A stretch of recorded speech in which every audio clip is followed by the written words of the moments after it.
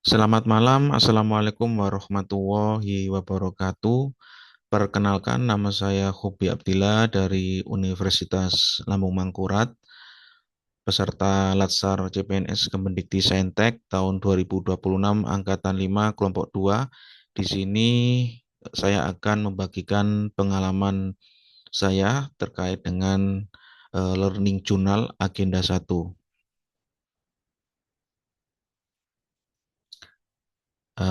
Dalam beberapa hari, eh, kami mendapatkan beberapa ilmu, ya, ilmu yang cukup bermanfaat berkaitan dengan wawasan kebangsaan, nilai-nilai dasar bela negara, isu-isu strategis kontemporer, pengelolaan konflik kepentingan, etika dan perilaku, kemampuan awal bela negara, keprotokolan praktek PBB, RABN, yang mana di sini kami dipandu oleh instruktur yang sudah cukup berpengalaman,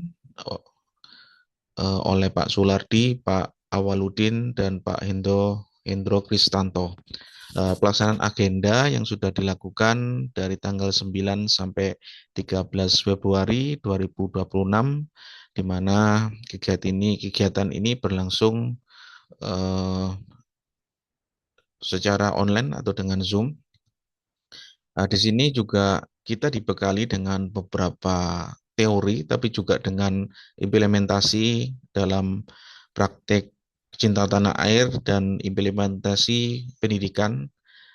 Bagaimana pendidikan ini memberikan kontribusi terhadap bangsa dan negara, ya, terutama pendidikan bukan hanya sekedar urusan sekolah, tapi juga cita-cita nasional, yaitu mencerdaskan kehidupan bangsa.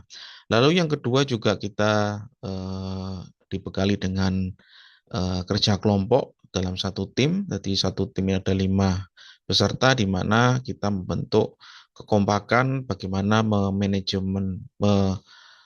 waktu agar tugas itu berjalan secara efektif dan efisien. Yang mana ketika nanti kita sudah menjadi PNS penuh, kita akan menjalankan tugas secara profesional, berintegritas, dan bertanggung jawab. Ya, tentunya orientasinya adalah melayani publik. Di sini juga ditambahkan dengan beberapa video-video. Lalu di sini juga ada beberapa tugas atau beberapa ilmu yang bisa kita dapatkan, ya, terutama mengidentifikasi masalah isu-isu kontemporer, ya. Di sini ada 3 kasus yang diangkat, ada korupsi, ya, dan masalah narkoba, dan isu pengangkatan P3K yang dirasa kurang adil, ya.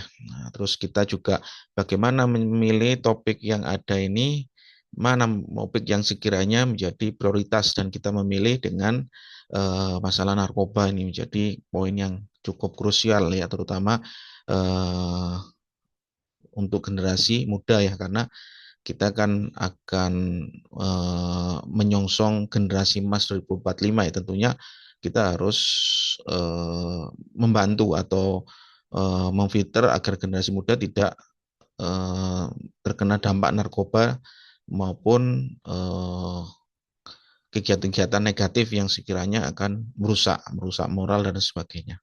Lalu di sini juga kita belajar tentang memecahkan masalah melalui analisis isu instansi. Jadi kebetulan di sini ada beberapa PR, ya, PR atau masalah yang akan kita kita tangani, ya. Di sini ada beberapa, ya, salah satunya yaitu masalah RPS berbasis OBE, lalu yang kedua website dan media sosial yang kurang begitu hidup, ya, artinya harus diaktifkan kembali agar masyarakat itu bisa mengetahui bagaimana program-program di kampus itu bisa berjalan dengan baik, ya, terutama dalam hal informasi.